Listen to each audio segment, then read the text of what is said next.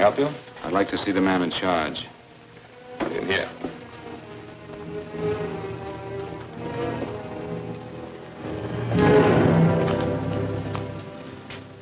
I want to report a murder.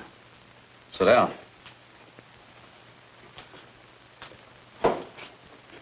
Where was this murder committed?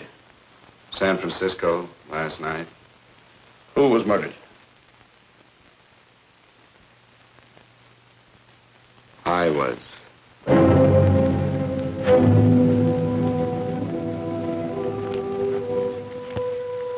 Well, do you want to hear me out or don't you, Captain? I don't have very much time. Your name Bigelow? Frank Bigelow? That's right. Answer the San Francisco APB. Send it direct to Inspector Bannon at Homicide. Tell him we found Frank Bigelow. Go ahead, Mr. Bigelow. Well, this involves some other people, Captain. A number of other people. You tell it any way you like. I live in a little town called Banning out on the desert. It's on the way to Palm Springs. I have a small business there. Paula, Yes, Mr. Bigelow. give me a copy of Miss Hollis's 48 tax return, will you? Oh, you better get the 47, too. Yes, Mr. Bigelow. I don't think we took any depreciation on that new equipment last year. No, we didn't. I remember you said we could include it all this year. Sure we can. Hey, Frank. Yeah, well. Peterson says he wants a financial statement before he can give me my loan. Hello, Kitty. I will. Well, I'm leaving for San Francisco today, but I'll be back in about a week. I'll take care of it for you then. Sure is a scorcher, isn't it? Well, I've seen him worse. Well, have a nice time, Frank. Yeah, thanks, Will. Paula, why don't you come down to the place and let me give you another permanent? Makes your hair so much easier to manage in all this heat. I can't afford it right now. Maybe next month. Yeah, here it is. No, we didn't take it. Well, we can do it this year. You work it out any way you think fit. Have a nice trip, Frank. Sure, Kitty. See you when I get back. Bon voyage. Why don't you come down anyway, Paula? We'll work out a deal on that permanent. Thanks. Maybe I will. Hello? Oh, hello, Mr. Hawkins. Just a moment. Do you want him to send your ticket over? No, I'll pick it up myself. No, never mind. Mr. Bigelow will pick it up at the station. Bye.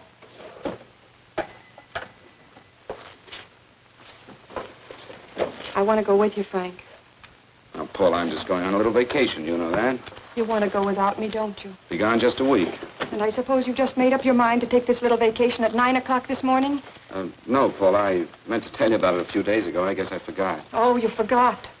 Paula, don't be like that. Don't be like what? You just drop a little announcement that you're going away. Not tomorrow or next week or next month, but today. No explanations, nothing. And I'm supposed to swallow the excuse that you need a little vacation. I just want to get away from town for a few days, that's all. Get away from this town or get away from me. Oh, Paula, please try to understand. How can you ask me to understand anything like this? No, I'm sorry, but I don't understand. Go to San Francisco, but don't expect me to be waiting for you when you get back.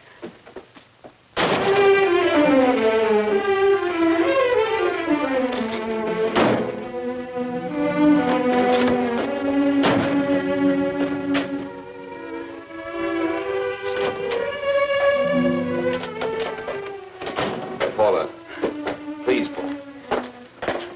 Come on, turn around, look.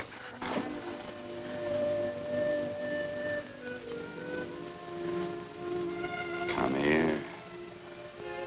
Why do you do this to me, Frank? Why can't you be honest with me? As honest as I am with you? Do you have to go? I have to go, Paula. I know what I'm doing. All right, go. Go anywhere you like. You can go to blazes for all I care. Paula. Paula. Yes, I know.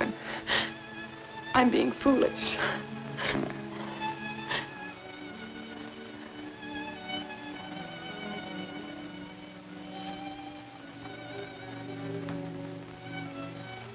Come on, fix your face. We'll go down to Eddie's and have a drink. All right, why not?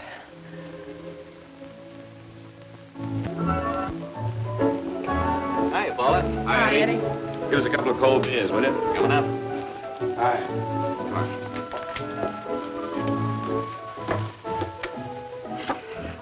relief. This air conditioning feels good. I sure wish we had it in the office. It'd make working a pleasure. Well, if it stays this hot, don't bother going in the rest of the week. I win 2 races today. How many did you lose? Now, you would have to ask that. Kind of early for you two, ain't it? Too hot to work. That's what I like to hear.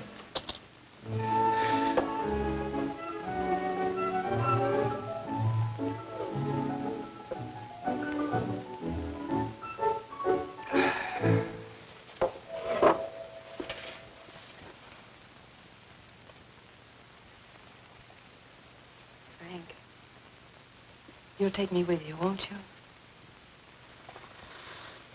You will, won't you? Or am I crowding you? What do you mean, crowding me? Maybe you do need this week away alone. Maybe we both do. I know what's going on inside of you, Frank. You're just like any other man, only a little more so. You have a feeling of being trapped, hemmed in, and you don't know whether or not you like it. Look, Paula, I'm going to be honest with you. I care too much for you not to be honest with you. I'm as much concerned for your happiness as I am for my own. I know you've had one bad experience, Frank. I know all about it. But you don't know what it can do to two people, Paula. And the woman always gets hurt more than the man. I don't want you to get hurt, darling. More than anything in the world, I don't want you to get hurt.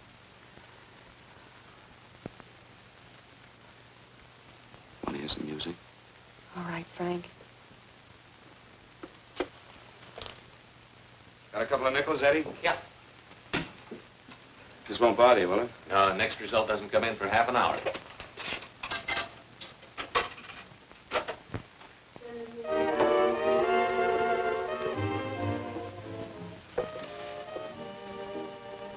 I thought that by now we'd be married. No, I'm not going to crowd you anymore, Frank. Go to San Francisco. I don't like it, but I'm convinced that you must go. I want you to be very sure, Frank. If it's right, and I believe it is, we'll have something really wonderful together. If it isn't, we should both know it as soon as possible. So you see, even if I could stop you, I wouldn't do it now.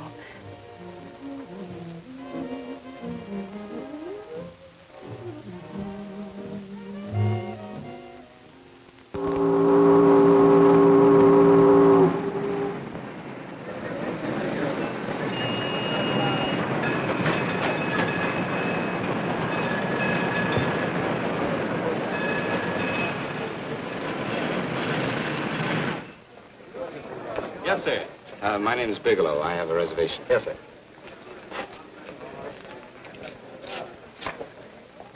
Here we are, sir. My name is Bigelow. I have a reservation. I have it, sir. It's a very nice room on the 6th floor, facing the bay. Boy, this might help you enjoy your stay, Mr. Bigelow. It's a little booklet on how to have fun in San Francisco. Oh, thank you. Very welcome, sir. Thank you. Say, is it always like this around here? No, this is market week, and it's the last day, too. Boy, always around until you need him.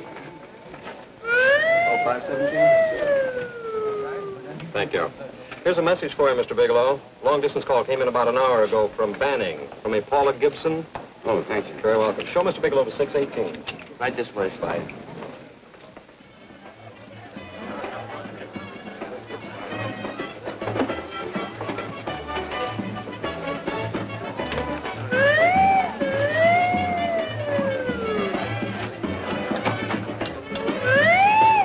Right this way, Mr. Bigelow.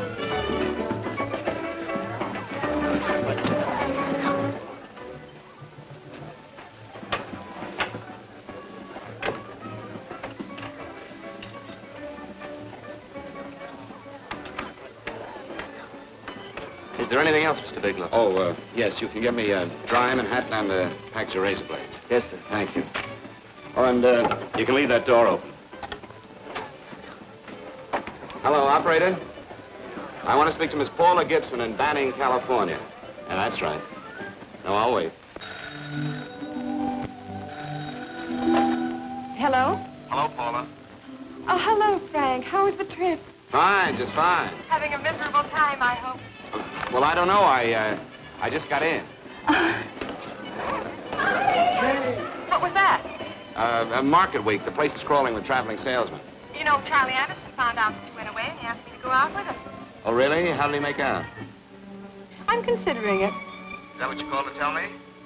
I'll have you know that this call is strictly business, Mr. Bigelow. Did a Mr. Phillips phone you? Eugene Phillips of Los Angeles. No. He will. He phoned the office 3 times today. Said that he wanted to get in touch with you immediately. He said it's most urgent and imperative that he reach you at once. What did he want? I don't know. But he sounded deep, dark, and mysterious and quite agitated about something. Phillips. Have we ever done any business with him? Not unless you've been keeping it a secret from me. I looked through all the accounts. Why didn't you tell him you could reach me here? You know I'm supposed to be on vacation. So you told me. And so I told him, dear heart. But the gentleman didn't seem to respect your temperamental moods the way I do. He was very insistent that he speak to you before it's too late, as he put it. Well, tell him you tried to get in touch with me and I've changed my plans and you can't reach me. He won't talk to me. I told him that I was your confidential secretary, but I guess I didn't sound confidential enough. So I told him that he could reach you there this evening. Well, call him back. If it's as important as he says it is, he'll talk to you. Otherwise, he'll just have to wait until I get home. My, aren't we adamant this evening? All right, shall do. And Frank, Yeah?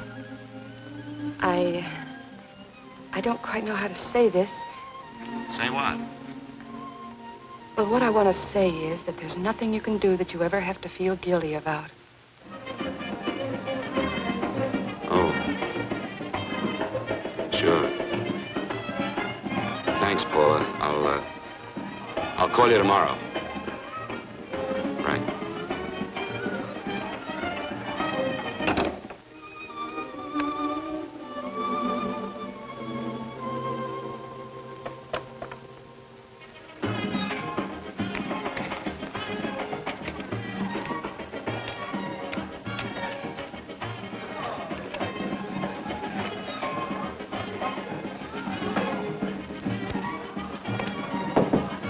Oh, just put it there, please. You can keep the change. Thanks very much. Say, how long has this been going on? Oh, it's been a madhouse all week, but they check out tomorrow. Oh? I thought you were with them. No, I'm just here on a vacation. Why does everybody come to San Francisco and tear loose? Excuse me. Say, I'm awfully sorry to bother you, but would you mind if I use your telephone? No, go right ahead. I'm just across the hall here. One of the boys is using my phone, and he's been on it for a half hour. I just want to call downstairs. Yeah. Thank you. Room service, please. Hey, things really picked up the last few days, didn't they? You right at much business? Well, I'm not here on business. Oh, hello, room service? It's Mr. Haskell in 617. Yes, that's right. Would you send up 3 more bottles of bourbon and 2 scotch? Yeah, that's right. Oh, and some more ice, too. Yeah. All right, thank you. You here all alone? Yes, I just got in town. Well, why don't you join us for a drink? Well, I don't want to barge in on your party. Oh, nonsense. It's not a party. Just a few of the boys entertaining some buyers. You know, the usual thing. A few drinks and some laughs. It's no party. Come on. Well, come on. All right. I know what it's like to be all alone in a strange city. I'm Sam Haskell. I'm Frank Bigelow. You think some of these guys never been away from home before? Yeah. Hey, quiet down a minute. Hey, will you quiet down a second? I want you to meet Frank Bigelow. Hello. This is Jane Carlisle. Hello. Bill Welch. How are you, Mr. Wells? Glad to know you, Bigelow. Jane's the prettiest buyer in San Francisco. Oh, hey, I resent that. You don't think I believe him, Elaine? Well, he spreads that from coast to coast. Oh, gee. But it's good for my morale anyway. I'm George Cantwell. Glad to know you, Mr. Bigelow. Bigelow, yes. Right at much business? He's not here on business. Oh? Well, Why don't you get the man a drink before he dies of thirst? how about a little bourbon? Well, that's fine. Bourbon it is. Of course, Mr. Wallace. In fact, yes, Mr. Wallace.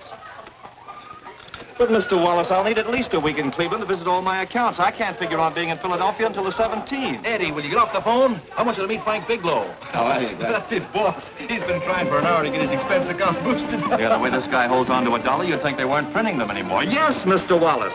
I'm leaving here the first thing in the morning. Yes, sir. Oh, keep your hips loose, Harry, like this. Oh, yeah. How's he doing? Oh, there's nothing wrong with Harry Drummer. The 2 years ago, the Murrays wouldn't shoot. Hey, now, wait a minute. I was doing all right. This is Sue and Harry Brandis. Hello, good to meet you. How are you? Where'd you find her, Sam? On a dance marathon? Bourbon. Really? Oh, thanks. Say, I'll bet you could do the rumba. Well, a little, but I'm kind of rusty. Anything would be an improvement after Harry. Oh, how do you like that? Well, here goes. Hey, you're good. Oh, my wife, she's a good dancer, isn't she, Bigelow? Oh, yeah. Fellas, I thought you were going to show us a good time tonight. Is this doing the town? That's right. We practically bankrupt our stores to buy everything you've got. Then you keep us in this hotel room. I agree. This is my last night to howl before I go back to being a dutiful housewife. Well, it looks like we're stuck, boys. This is where we blow all our commissions in one night. And you're coming with us, Bigelow. Oh, no, thanks. You run along. I've got to get unpacked and have dinner. Oh, no, you're not going to get away from me. Now that I found a man who can dance, I'm going to hang on to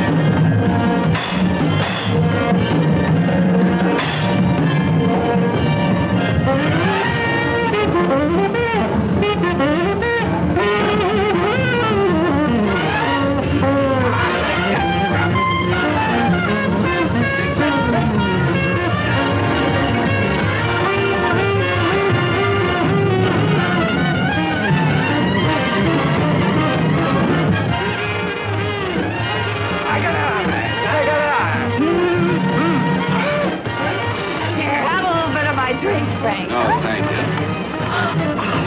Excuse me a moment. Where are you going, Sue, Frank? excuse me. I think you've had enough.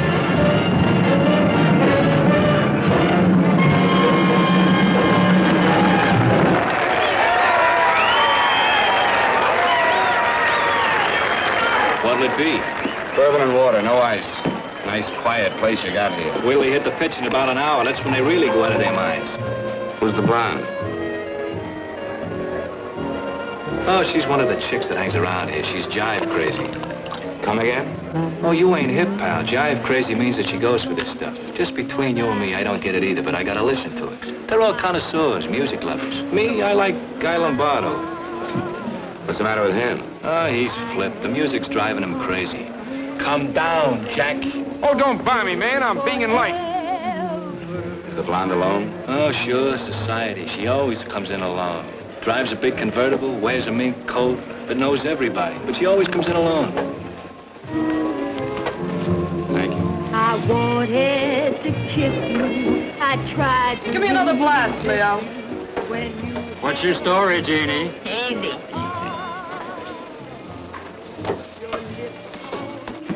Hello. Easy. Dig the fisherman. Oh, that's really silk, isn't it? Can I buy you a drink? Sure thing. Give me a glass, Leo. Leo, I left my blast at the other end of the bar.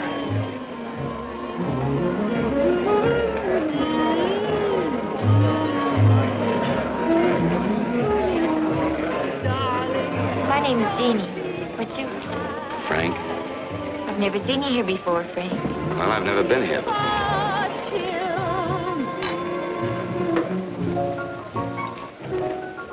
This isn't mine. Mine was bourbon. Well, sure it is. You saw me pour it. Give me a fresh drink. Anything you say. Oh, listen to that piano. Feel those vibrations. You don't get your kicks out of this, do you? I can live without it. Why do you stay here? I don't know. I bet I know. You're lonely in a big city. Why, you don't have to go into a routine with me. I like good company, too.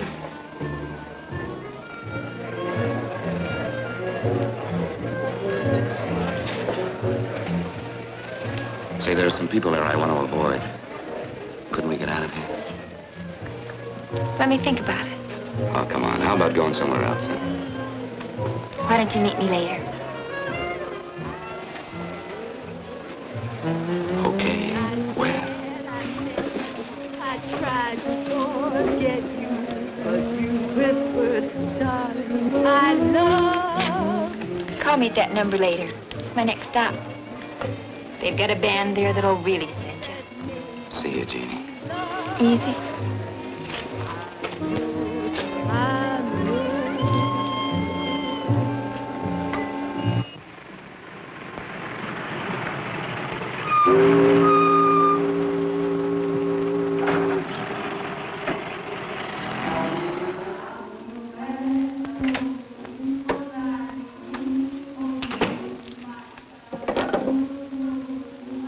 Never mind, operator.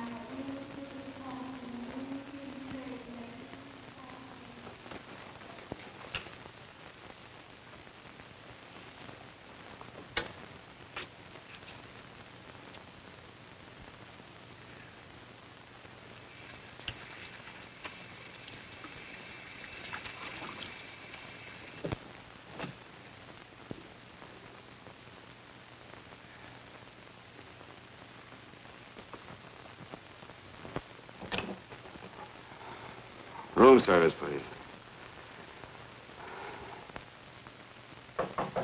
Come in.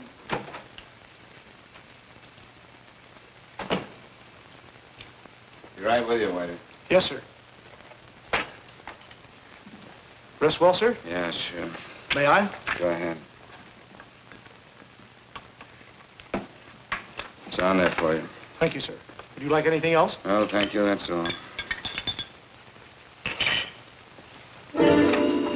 Waiter, Yes, sir. take this away. Is there anything wrong, sir? No, just take it away. I don't even want to look at it. Are you all right, sir? Yeah, sure. All right, I just had too big a night, I guess, that's all. Need some fresh air. Of course. Thank you, sir.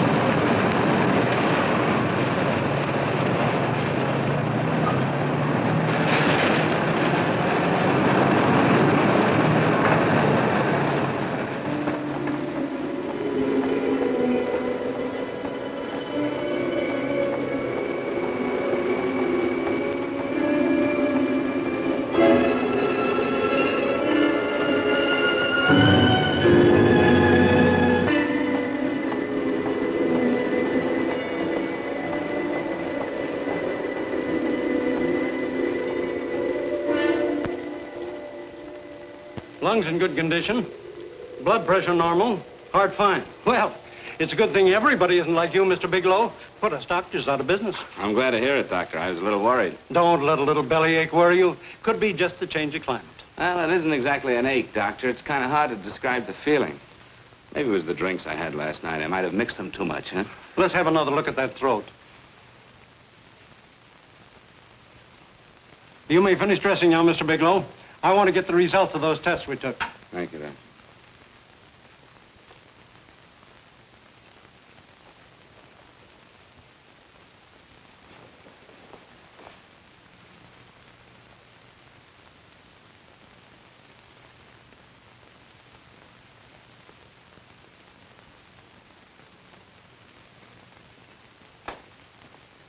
Mr. Bigelow, this is Dr. Schaefer. Hello, Doctor. How are you? Sit down, Mr. Bigelow. According to the information you gave Miss Wilson, you're not married, Mr. Bigelow. That's right. Do you have any relatives, family, anyone in San Francisco? No, no one. I don't know a soul in San Francisco. Where is your home? What is this, Doctor? Why all the questions? You're a very sick man, Mr. Bigelow. Sick? But you told me I was in good shape. Yes, I know. But my preliminary examination didn't reveal your true condition. You sound as if it's pretty serious, Doctor. It's extremely serious. I want you to understand that we wouldn't tell you something like this unless we were absolutely certain. Well, of course, of course. You must steel yourself for a shock, Mr. Bigelow. Well, go on, Doctor. What is it you're trying to tell me? Our tests reveal the presence in your body of a luminous toxic matter. What is that exactly? A poison that attacks the vital organs. Poison? We have no alternative but to tell you this. Your system has already absorbed sufficient toxin to prove fatal. I wish there was something that we could do. What do you mean, wish? You mean there's nothing? There is nothing anyone can do. This is one of the few poisons of its type for which there is no antidote. Well, this is fantastic. This is the most ridiculous thing. You don't have very long. What do you mean? A day, possibly a week, 2 weeks at the outside. It's hard to say exactly. Well, this is impossible. I don't believe it. You've made a mistake. That's it. It could be a mistake, couldn't it? You have made a mistake, haven't you? Answer me. Dr. Schaefer is an authority on toxicology. Been no mistake, Mr. Bigelow. Do you realize what you're saying? Well, you're telling me that I'm dead. Do you think you can explain my life away in just a few words? Why, I don't even know who you are. Why should I believe you? You must calm yourself, Mr. Bigelow. We want to offer you every assistance that we've... Assistance? Who wants your assistance? Who wants anything from you? You're nothing but a couple of phonies. Why, I think you're crazy. That's it. You're crazy. The both of you. You're crazy.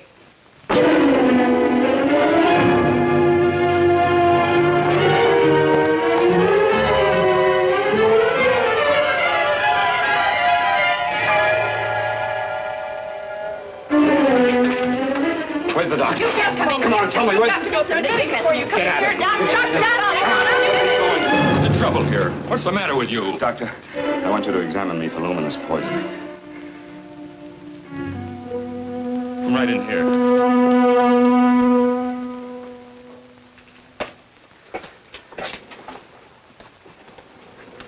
Yeah, you've got it all right. Your system has already absorbed it. Are you sure, Doctor? Are you absolutely certain? Couldn't there be some mistake?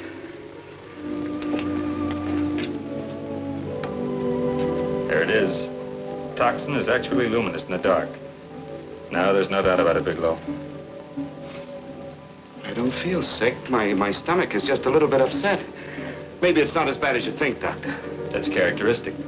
With a heavy jolt, you go suddenly in a matter of hours. But if the stuff is taken in a lesser degree, you last a while, and then...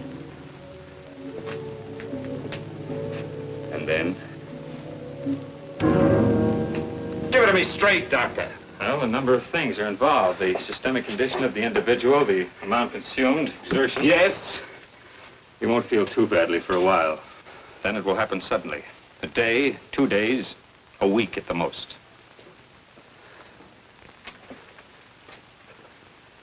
A day. 2 days. There's nothing that can be done now. If it had been caught in time, your stomach could have been washed out. But you've had it in you for some time now. For at least 12 hours, haven't you, Bigelow? I don't know. You don't know? No. Don't you know how you got it? No. This is no accident. Somebody knew how to handle that stuff. That wax is tasteless and odorless. The amount of alcohol in your body, you must have got it in liquor. I was drinking last night. Arrange for your admission to the hospital immediately. Of course, I'll have to notify the police. This is a case for homicide. Homicide? I don't think you fully understand, Bigelow. You've been murdered.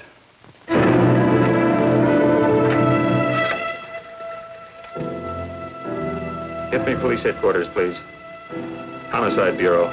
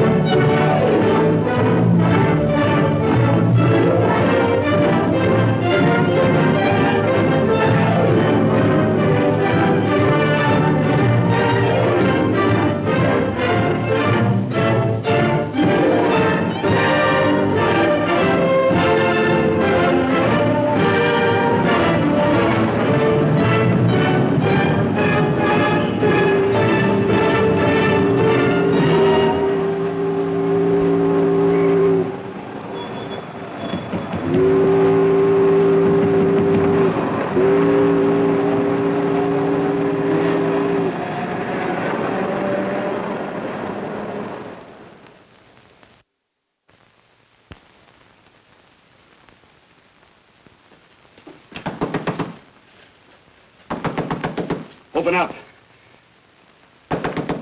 Open this door, I tell you. Open it up or I'll break it down.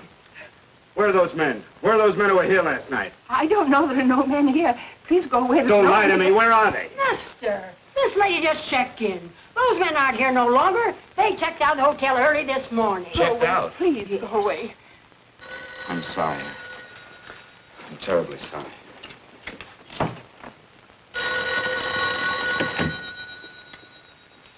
Hello?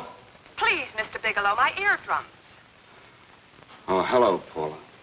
Your enthusiasm overwhelms me. Why haven't you phoned me, or is there a quota on telephone calls up there? I'm sorry. I've been busy. I'll bet you have. Visiting the museums, no doubt. What's happening up there that's exciting or different?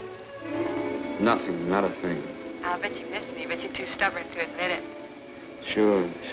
You know, if you'd like me to come up, I can pack a toothbrush and leave right away. No. Well, you don't have to snap my head off. You could at least make a pretense of missing me. I'm sorry, Paula. Of course I miss you. Listen, Paula, Paula, it's just that I don't feel like talking now. I'll call you later. Don't strain yourself. You phone me sometime when you feel more like talking. Oh, by the way, I called that Mr. Phillips back. Phillips? Yes, you know, the man that tried to reach you. Well, I'm afraid you'll never know why it was so important that he speak to you. His office said he died yesterday. Frank, are you there? Did you hear me? Die? When? Yesterday. So you won't have to bother your little head about him anymore. You can just go ahead and have fun. Paula, what did he die from? Do you know? I suppose he died from whatever people usually die from. Well, didn't they tell you? Don't you know? What are you getting so excited about? You said you didn't even know the man. Listen, where's his office located? What difference does it make? You can't talk to him now. I told you the man's dead. Paula, will you stop talking so much and tell me where his office is? All right. It's the Phillips Importing and Exporting Company, Bradbury Building, Los Angeles. Bradbury Building, Los Angeles. That's right. Say, this is really a switch. Listen, if you want to reach me, I'll be in Los Angeles. Are you out of your mind? I'm sorry, Paula. I've got to hurry. Wait a minute. Where in Los Angeles? The Allison Hotel. Goodbye, Paula.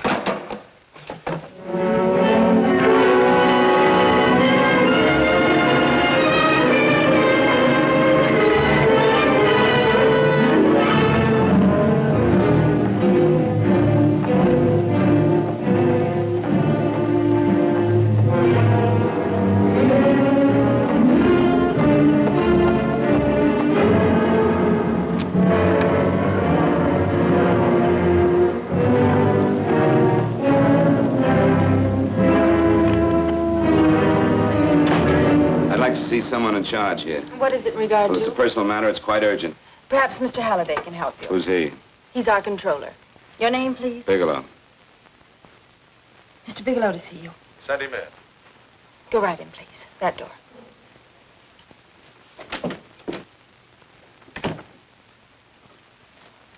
Mr. Bigelow? How are you, Mr. Halliday? What can I do for you? Well, Mr. Phillips phoned my office several times yesterday. I'd like to find out what it's all about. You know Mr. Phillips died yesterday? Yes, I know. Well, I don't understand. If he phoned you, didn't he tell you what it was about?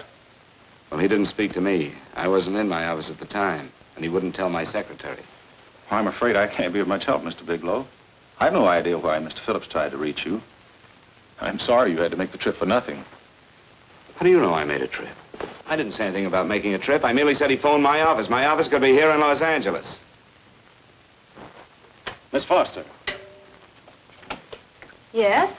didn't you mention something yesterday about Mr. Phillips speaking with Mr. Bigelow in San Francisco? I said that he had phoned Mr. Bigelow's office in Banning, but that Mr. Bigelow was staying at the St. Francis Hotel in San Francisco. I'm sorry you misunderstood me. Do you know why Mr. Phillips called? No, I don't. All right, thank you, Miss Foster. You can understand that we've been somewhat upset around here. Now, if you don't mind,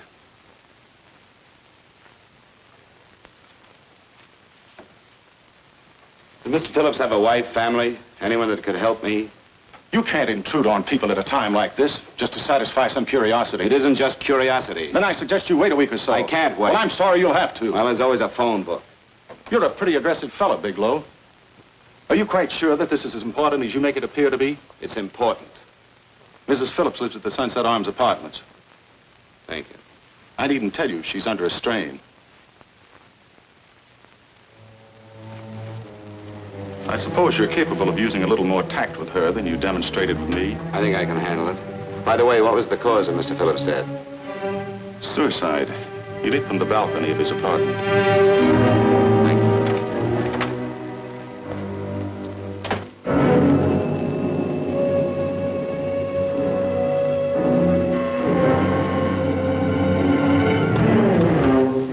Come in, Mr. Bigelow.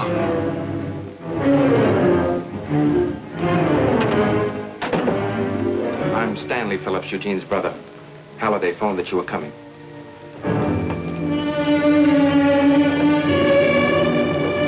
This is my sister-in-law, Mrs. Phillips.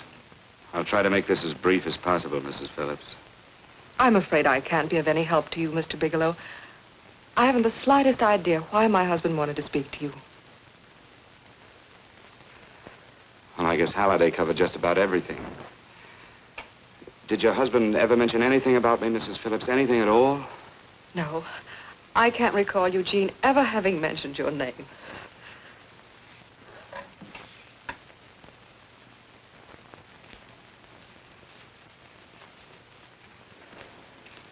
I hate to ask you this, Mrs. Phillips, but it's of vital importance to me. Do you know why your husband committed suicide?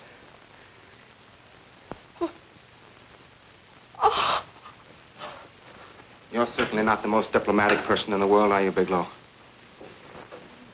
Were you a friend of my brother's? I never met him.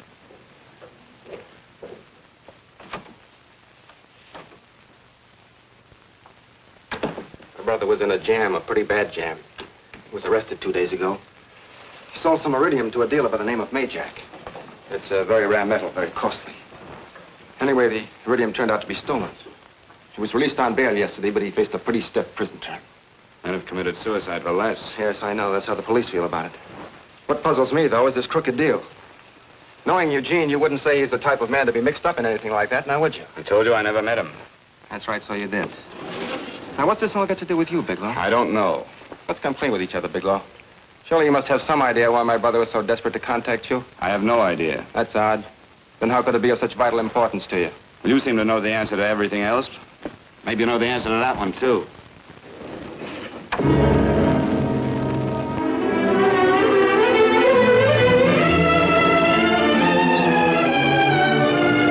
There's a message here for you to call operator 82 at Banning.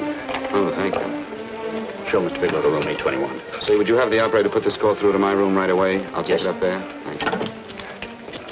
Hello, operator. Here you are. I'll call you if I need anything. Thank you, sir. Hello, Paula? Well, Sinbad, I'd just about given you up for lost. Do you mind telling me just why you rushed down to Los Angeles? I can't explain it to you just now, Paula. I just can't explain it. What's going on, Frank? You don't even sound like yourself. Well, I'm just a little tired, Paula, that's all. But I miss you. Oh, Frank. I can't tell you how good it is to hear you say that. And here I was worrying that I'd lost my charm.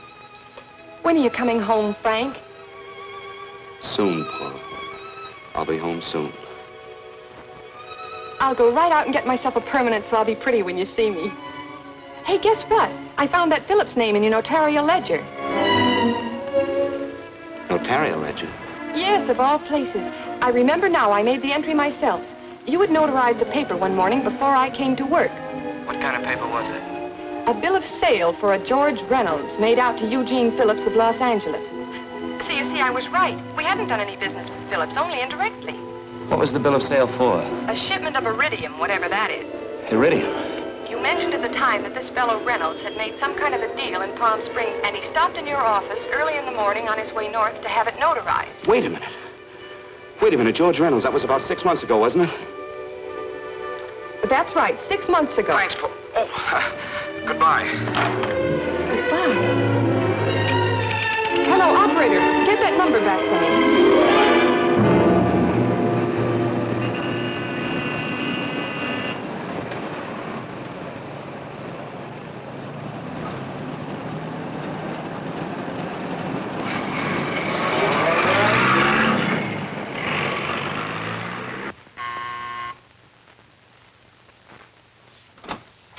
I've got to talk to you, Mrs. Phillips. Please, go away. I want to be left alone. But I found out why your husband wanted to see me. It was in connection with a bill of sale. Come in. Thank you. What do you know about a man named George Reynolds? George Reynolds? Yes. Why, that's the man my husband claimed sold him the iridium. And what did Reynolds claim? Reynolds disappeared. Yes? About 2 months ago, my husband grew suspicious that something was wrong. Since then, he tried in every way to locate Reynolds, but could find no trace of him. But I don't get it. Your husband could have proved he made a legitimate deal by showing the bill of sale he got from Reynolds. Then there was a bill of sale? Yes, of course there was. My husband swore there was, but at the time of his arrest, he couldn't find it. It was mysteriously missing. Well, then, if your husband could have shown proof, it would have been George Reynolds who would have faced the prison term. Eugene was convinced that Reynolds had stolen the bill of sale. He was the only one who had reason to eliminate evidence of the transaction. Thank you, Mrs. Thank you very much. You've been very helpful. Oh, if you'd only come sooner, Mr. Bigelow. My husband might be alive today. I know.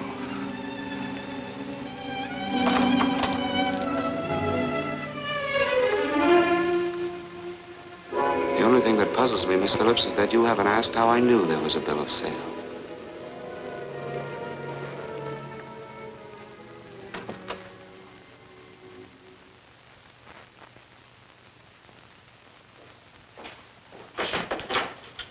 Mr. Holliday isn't in. He should be back shortly.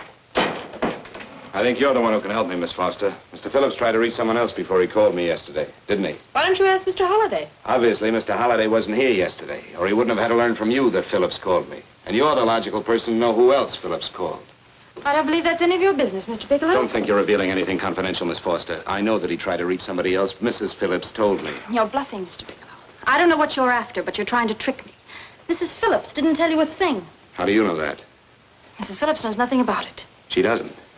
Well, why wouldn't she? Wait a minute.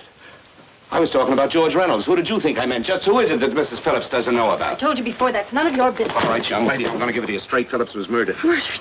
I don't believe you. He told me Lying. because he needed me to clear him. Phillips was innocent. Innocent men don't have to jump out of windows. Murdered? Just who are you trying to protect, Miss Foster? Why are you so afraid to tell the truth? I'm not protecting anybody.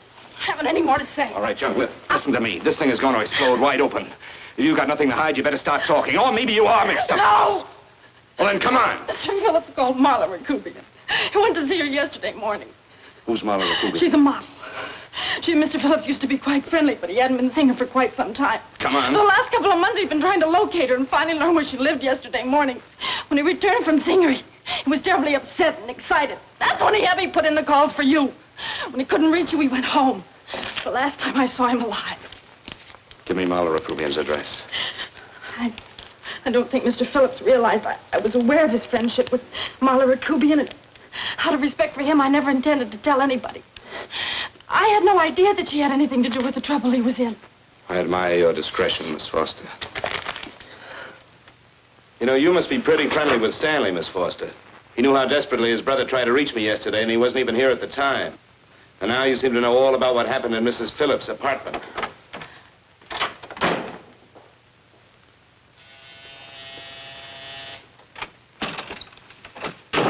Miss Rakubian? Yes? What do you want? Get out of here or I'll call the Go police. ahead, call him. Oh, go ahead, call him. Going on a trip, huh? Yes, going away for the weekend. Sailing for Buenos Aires tomorrow, some weekend. I'll send you a postcard. Now get out of here. Who are you going with, George Reynolds? Never heard of him. I suppose you've never heard of Eugene Phillips either. Just who are you? What do you want? Never mind who I am. Where's Reynolds? I told you I don't know him. Now will you get out of here and leave me alone?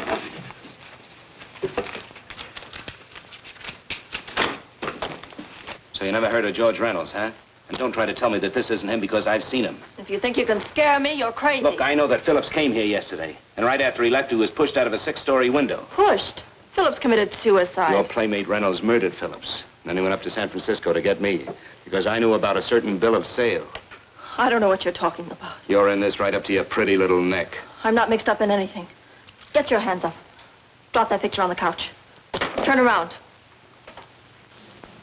Don't get any ideas because I'm not afraid to use this. Give me your wallet.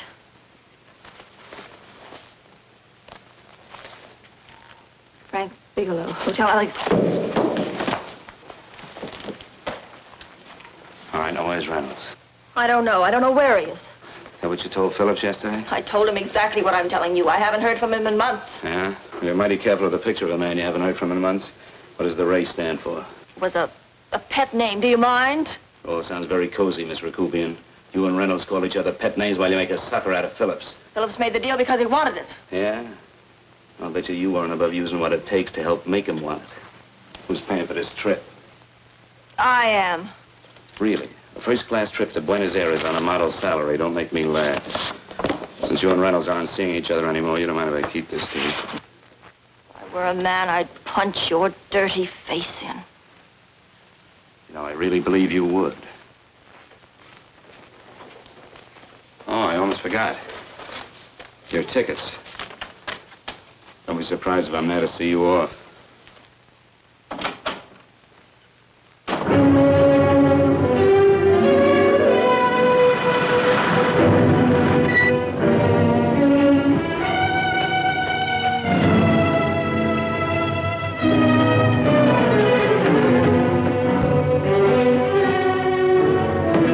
Angelo. Angelo!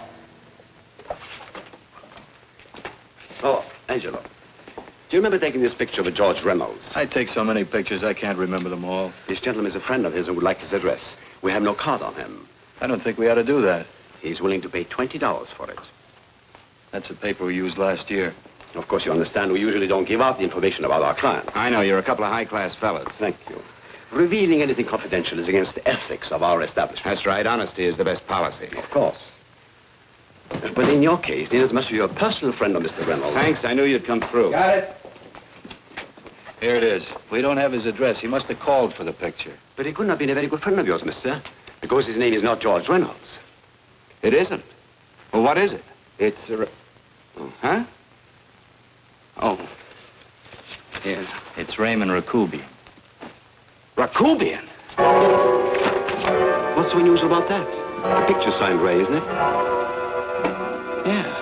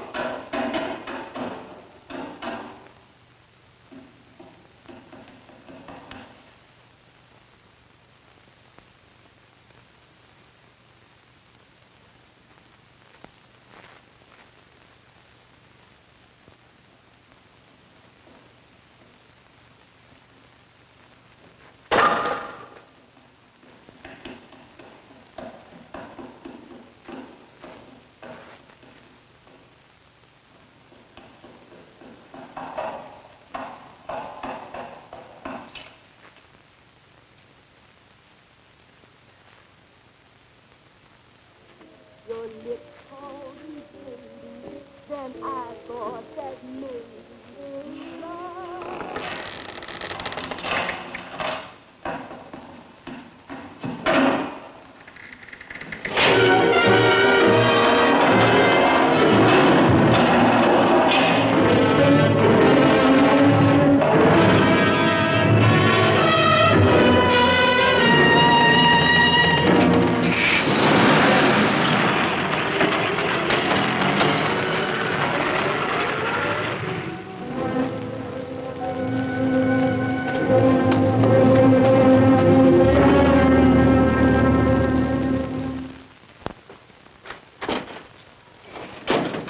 Bigelow, are you all right? Can I get you anything? No, thanks. Do you know this man? No. No, I don't think so. Are you sure you've never seen him? I'm quite sure. Does the name Raymond Rakubian mean anything to you? No, I never heard of him. Why? He also uses the name George Reynolds. This is Reynolds? That's right. Well, where can we find him? That's what I want to know. Tell me something, Halliday. You're the controller here. How come you didn't know about that bill of sale? Phillips made that deal before I came to work here. Yeah, but you still keep records, don't you? For some reason, which is none of my business, Phillips preferred to keep that among his personal papers. Now, does that answer your question? You came in here today asking for some information that you needed, and I tried to be as cooperative as I could. But now you're beginning to annoy me. So get out before I throw you out.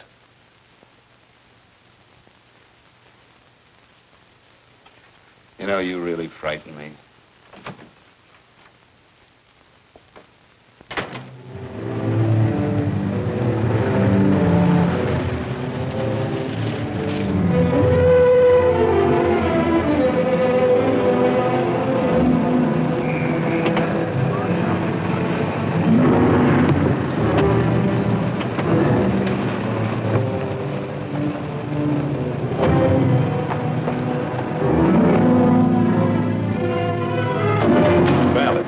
you showed up, Bigelow.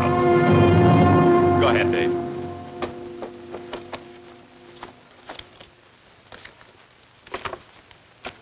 Real cute, ain't you, Bigelow? Just real cute. Paula didn't lose much time getting a hold of you guys, did she? Shut up. Let's go, Bigelow. Look at him. He can't take it. Soft in the back. You do that again and I'll kick your face. Lay off, Chester. Cut it out. Shut up! Who asked you? Better let him answer. The clerk might know he's in. Go ahead, Bigelow.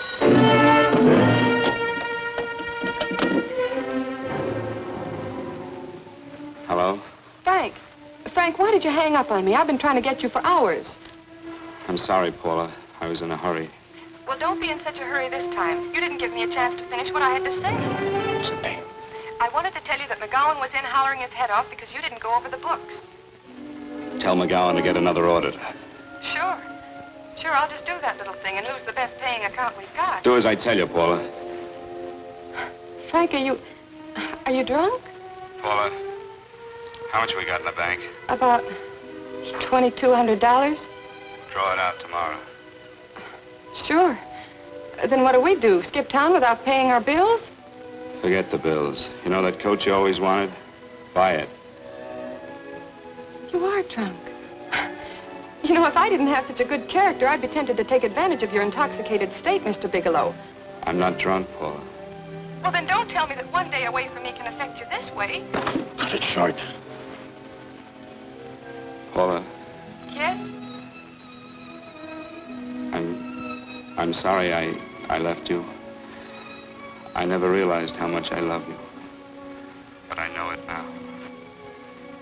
Oh, Frank, darling, I love you too so very much. Please come home. I miss you terribly. I said cut it short. I'd just love to let you have it, Bigelow. Let's go, Chester. This guy's kept us waiting long enough now. Walk in front of me, Bigelow. And keep your mouth shut. If you so much as look cross-eyed at anybody, I'll blow the back of your skull out.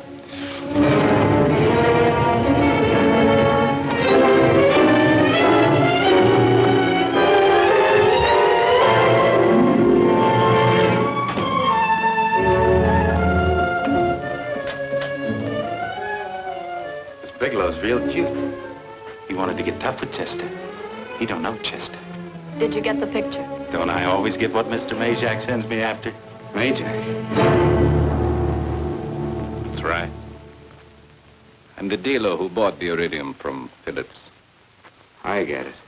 You have Rakubian unload stolen stuff on Phillips with the help of Marla here, and then you buy it back from him. Oh, you certainly made a sucker out of Phillips. What is it, Mr. Bigelow? Exactly what is on your mind? I'm looking for Raymond Rakubian. What? Well, now, Marla here has told you everything else. I'm sure she must have told you that, too. You don't expect me to believe this conversation. So, what is on your mind? I mean, underneath. You forced your way into my affairs, and now I want to know why. I just told you. I'm looking for Raymond Rakubian. Don't get cute. I'm just itching to work you over. Soft in the belly. Can't take it. See what I tell you?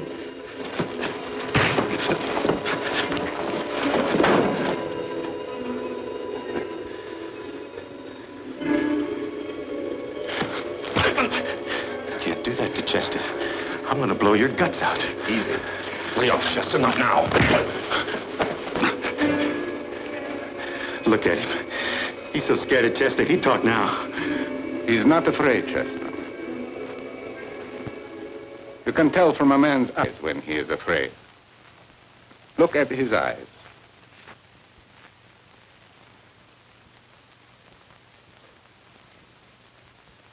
Oh!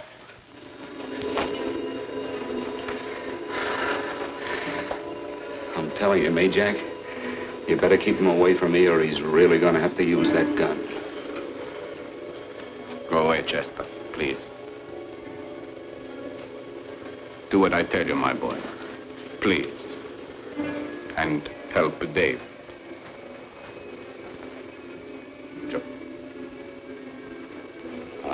You're He's an unfortunate boy. He's psychopathic. He's unhappy unless he gives pain. He likes to see blood. Come with me, Mr. Bigelow.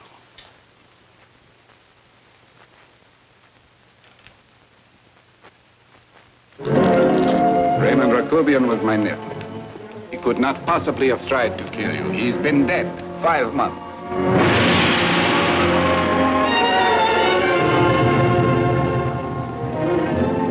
I'm afraid you have been sidetracked. Provided it is true that somebody made an attempt on your life. Somebody made an attempt again today. I had no reason to kill you, believe me. What do you mean you had no reason? I notarized a certain bill of sale. You notarized the bill of sale for Reynolds, not Rakubian. Now, what I told you was true. I had no reason to kill you. That's a closet, Mr. Bigelow. And under other circumstances, you could go home now. But now you present a problem. You know too much, and I am in danger. Chester! Suppose I were able to prove to you that I only want to find the person who tried to kill me. And I won't cause you any trouble. You know I can go to jail for 10 years for this little business. 10 years. At my age, that's my life. That means my entire life. With my life, I do not take chances. I am sorry, believe me. You want Joe to go with you? No. Just Bigelow and me. And baby makes 3. But Major, goodbye, Mr. Bigelow, and forgive me. Let's go, Bigelow. I guess you won't be there to see me off.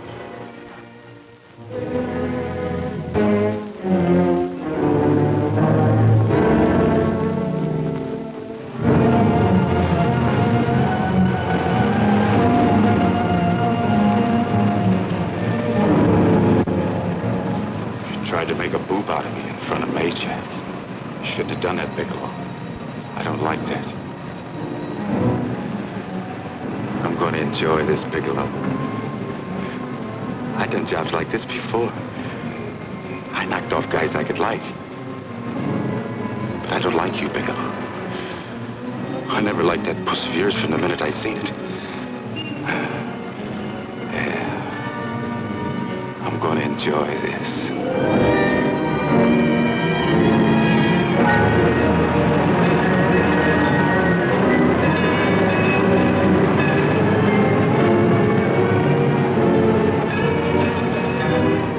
Ain't scared yet, are you, Bigelow? But you'll be scared. Good and scared. I think I'll give it to you in the belly. You don't like it in the belly?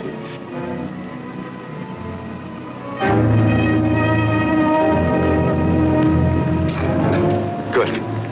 Try it. I'd just love you to try it, Bigelow. Why don't you try it? Go ahead.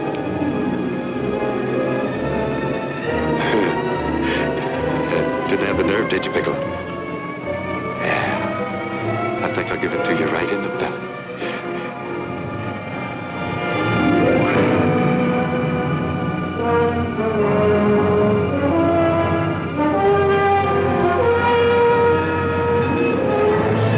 Longer when you get it in the belly. It's nice and slow. That's the way I want to see you go, Bigelow. Nice and slow.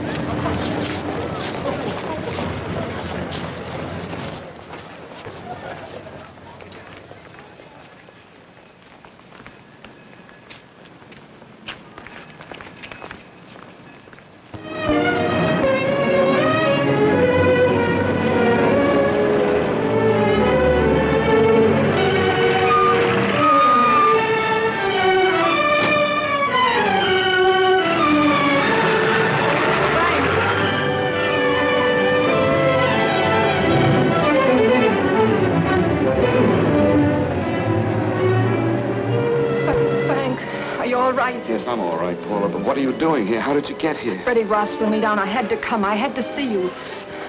You shouldn't have come, Paula. You shouldn't have. What is it, Frank? You're in some kind of trouble. I know it. Look at you. You're a sight. Your clothes look as if you've slept in them. Are you ill? You are. You're feverish. I'm all right, Paula, and I'm not in any trouble, believe me. You're lying, Frank. Right after I spoke to you, I got a phone call from the San Francisco police. They asked if I knew where you were. You didn't tell them anything, did you? Of course not. It was the homicide detective that called. What is it, Frank? If you're in any kind of trouble, you certainly can trust me. Look, I'm not in any trouble with the police, Paula, believe me. But you can't stay here. You've got to go back to Banning right away. No, I won't go, Frank. I won't. I'm staying here with you. Paula, it's better that you go back, believe me. Why? What's this all about? What have you got to do with this Phillips and Reynolds? Phillips was murdered. What could that possibly have to do with you? All you did was notarize a paper. You've notarized hundreds of papers. I know. All I did was notarize one little paper out of hundreds. Frank, you frighten me. You don't even act like yourself. I know that you're in trouble, that something is wrong, that you're in serious trouble. You frighten me, Frank.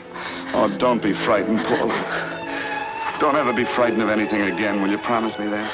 I love you so much, darling, more than you seem able to understand. Oh. I never really knew happiness until I loved you. Sometimes when I used to be afraid that you weren't sure how you felt, I tried to hold back, but I couldn't. Losing you would have been losing everything. There would have been nothing left. Don't, Paula, don't. Now I'm afraid again. Somehow I feel that I'm going to lose you, but there's nothing I can do about it. I feel so helpless. You're leaving me out of something. Tell me, Frank, what is it? Give me a chance to fight back. Just give me a chance, please. You do love me, don't you? Oh, yes, Paula, I love you. I never was more certain of anything in my life. I wasn't sure before. I was a little blind, I guess, but believe me, I'm sure now. Can you understand that, Paula? I understand. A man can be like that, Paula. Something has to happen. It can be a big thing or a little thing, but it can make him realize how much someone means to him, how much he really loves her. Oh, and I love you, Paula. More than I ever thought it possible to love anyone in the world, I love you. Then why won't you tell me about this trouble you're in? Why won't you try to let me help you?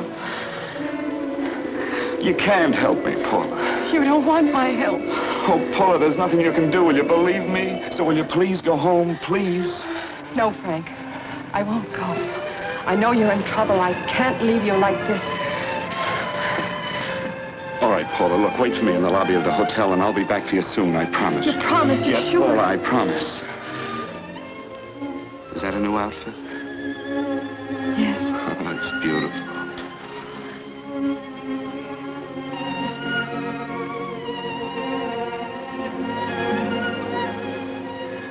You'll come back to me, won't you, Frank? Yes, Paula, I'll come back, I promise. Please hurry, darling. Oh, I love you. I love you, Paula.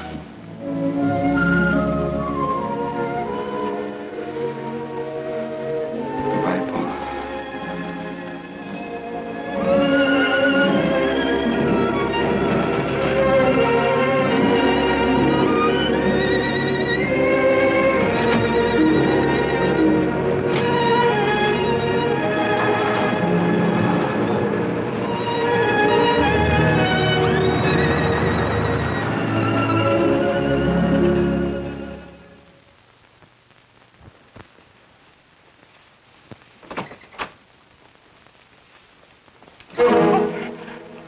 Stanley here?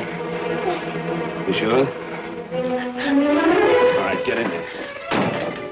Now get Stanley on the phone. Tell him to come over here right away. Use any excuse you want. What are you going to do? What was Stanley going to do when he used me for a clay pigeon today? I don't know what you're talking about. Don't act innocent with me. I fell for that once. I don't know what you mean. I told you everything you wanted to know this morning. Yeah, you told me just enough so I'd get sidetracked and wouldn't know that Stanley was the one I was after. Stanley? Oh, no. You and Stanley have been together on this from the start. Now, come on, get on that phone and call him. Don't let him know I'm here. Bigelow.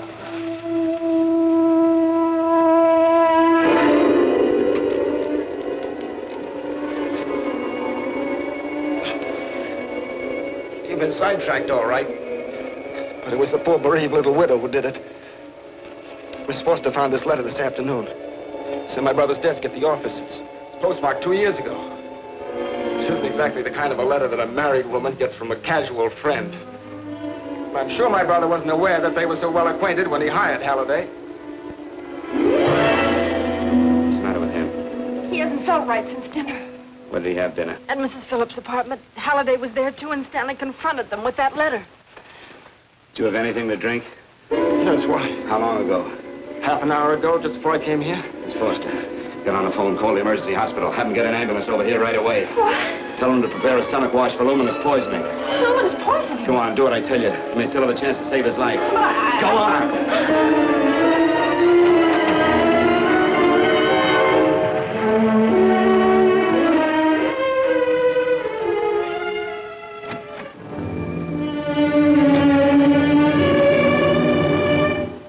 I found George Reynolds, Mrs. Phillips.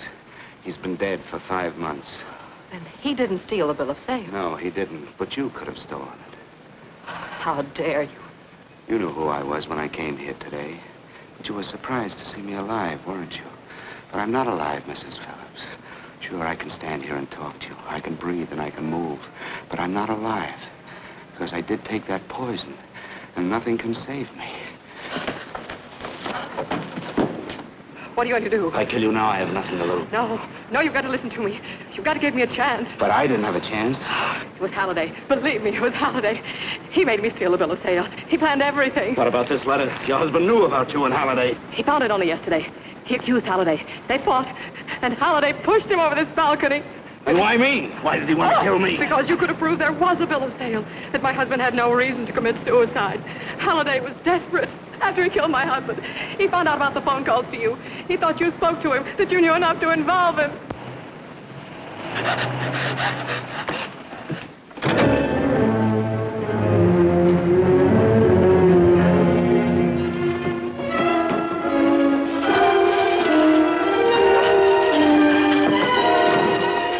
Where's Halliday? Where is he? He's in the office. This time you don't warn him.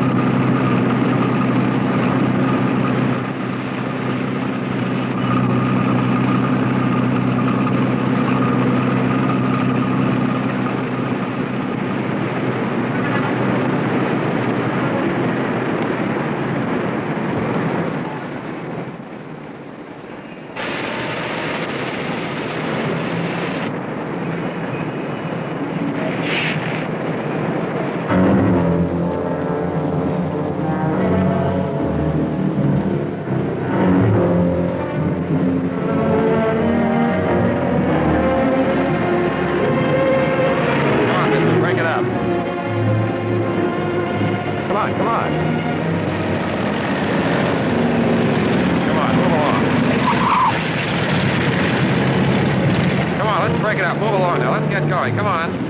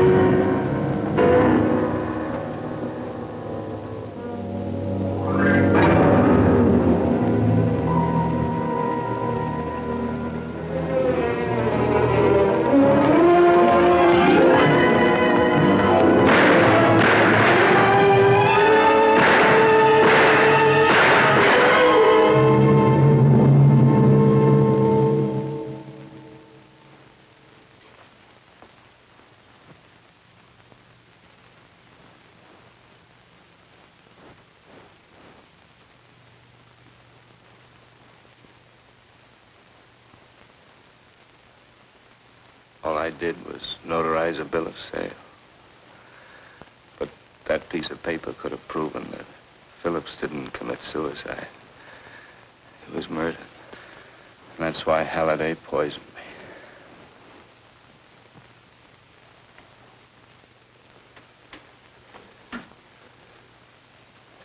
Would you?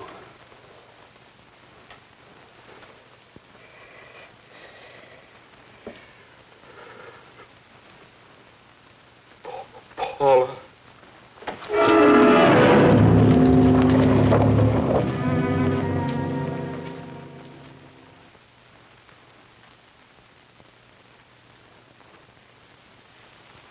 Call the morgue.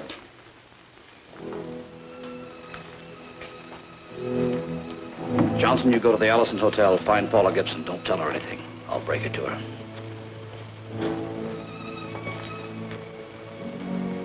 How shall I make out the report on him, Captain? Better make it dead on arrival.